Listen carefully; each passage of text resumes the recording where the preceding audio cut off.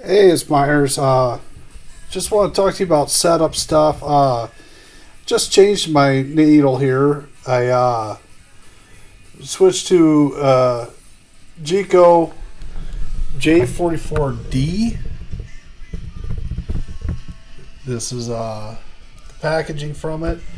I changed my needles a lot. They recommend that you change your cartridge every 500 to 1,000 hours of play. And, I get a lot of play. So this Jico is like an old Shure. Like Shure doesn't make cartridges anymore.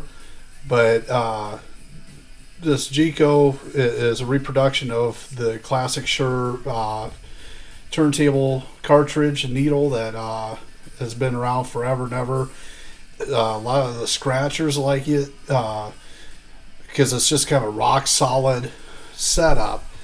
And so this is what I got set up on my Pioneer EJ turntable. It's direct drive turntable, a lot like a Techniques. My other turntable over here, this is belt drive manual or semi-manual Pioneer.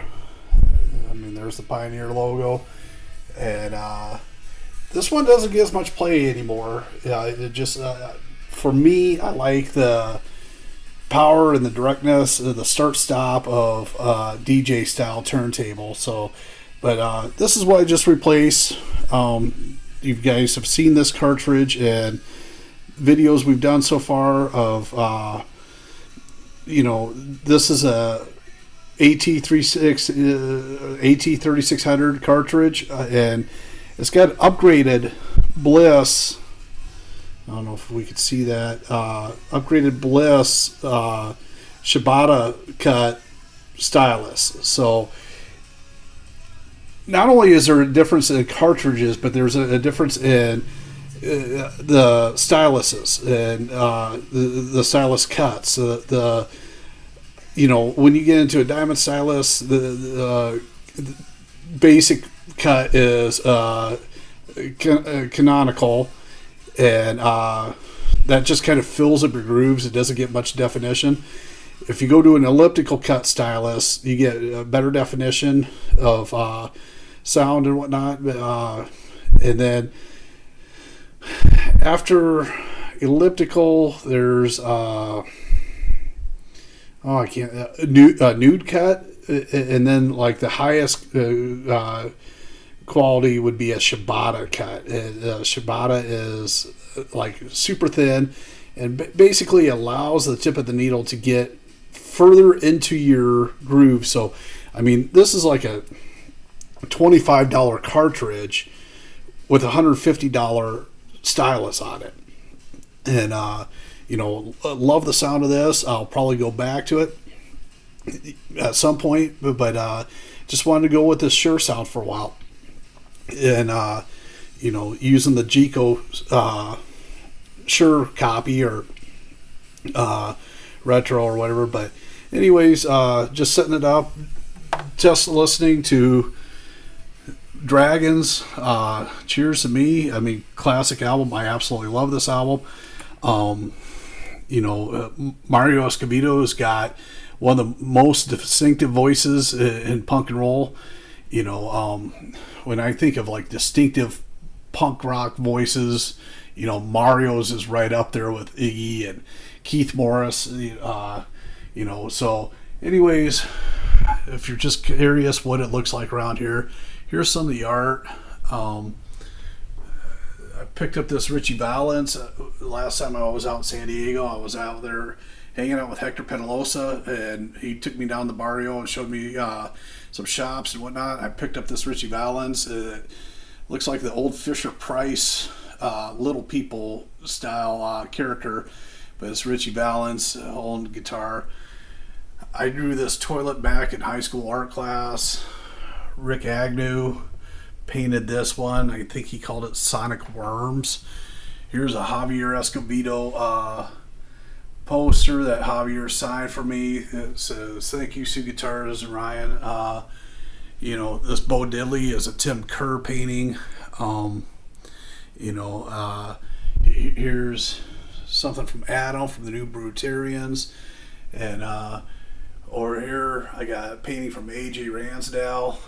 Let me walk around the furniture here, show you some of my other art. Here's Little Richard by Ricky Bacchus. My wife bought these needlepoint Lux and Poison Ivy needle points for me. Here's Escarita paper doll set from Norton Records. Dragons poster. Here's a Christian Death deal signed by Rick Agnew. Lemmy action figure. Here's my Toilet Boys straight flush. You know, just some different stuff. There's a picture of Debbie Harry. I made these prayer candles. Here's St. Javier Escovedo, St. Billy Burks, St. Cheetah Chrome, and St. Danny Sage.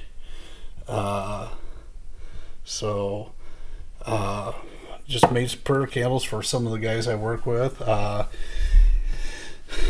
Gal we know, she embroidered this or crocheted this Iggy Pop. It actually come with a t-shirt, but I mean, why would Iggy Pop wear a t-shirt? He's Iggy Pop. And a gal painted this Keith Moon for me. My friend, one of my best friends, Richie Jenkins, his daughter is hell of an artist, and I suggested to her, how about doing some Russian nesting dolls?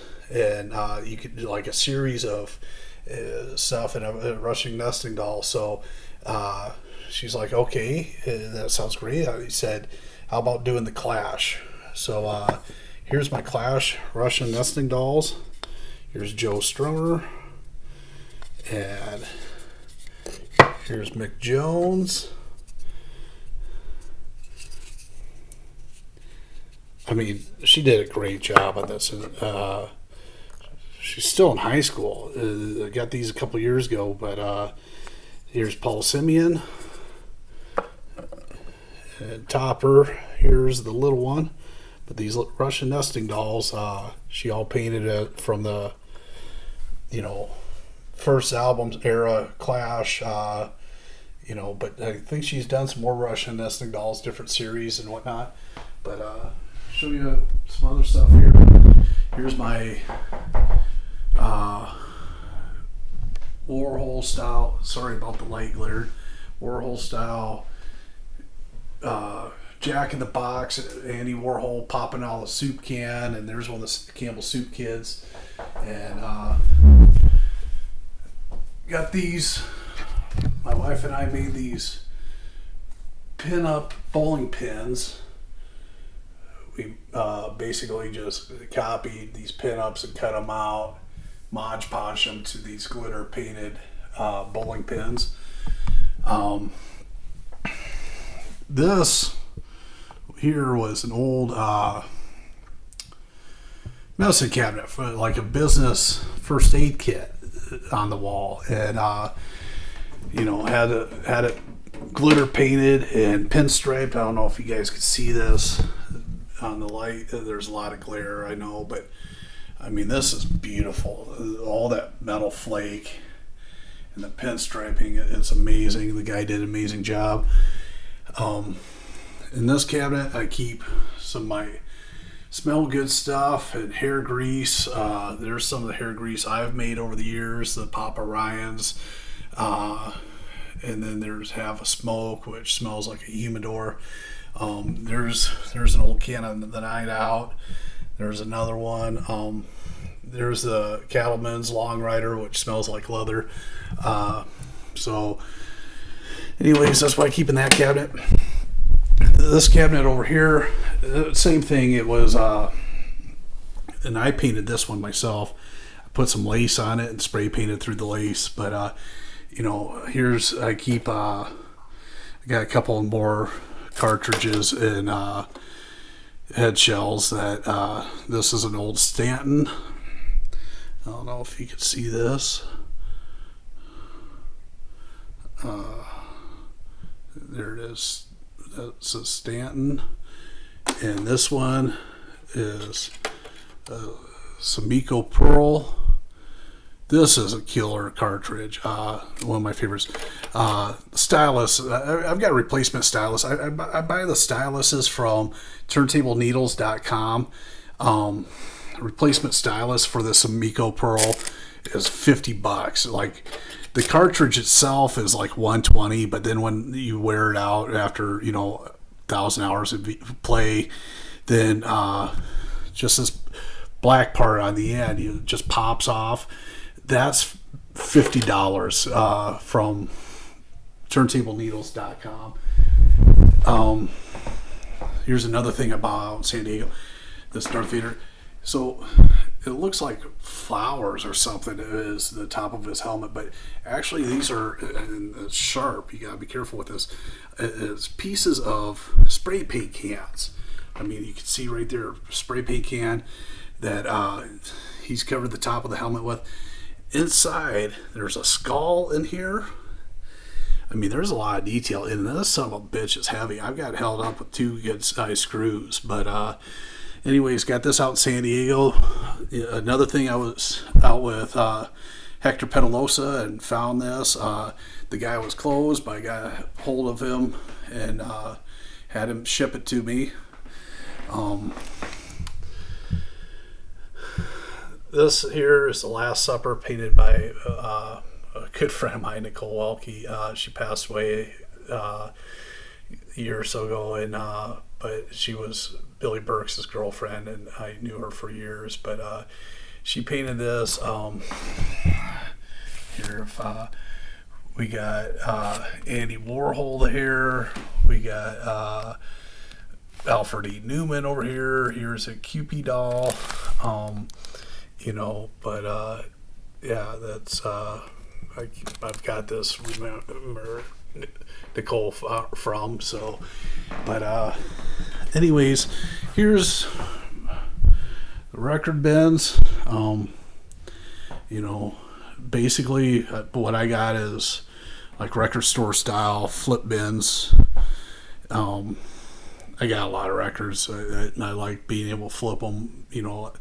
I love being in record stores, so having record store style flip bins, to find what I'm looking for, it just, this is how I like finding my music, so anyways, here's, Adam did Johnny Thunders for me, Adam from the New Brutarians. Here's another Tim Kerr. Tim Kerr did Bob Dylan for me. Up there's a painting from my granddaughter, Kiera. There's another one of Nicole's. She was great. She was just a good person. It's unfortunate she's gone. Here's one of the guitars that we did, and then matching bass. That's the bass I play all the time. That's 30-inch scale. It's got a couple Roadhouse pickups in it. This is awesome. It feels good. It's a comfortable bass.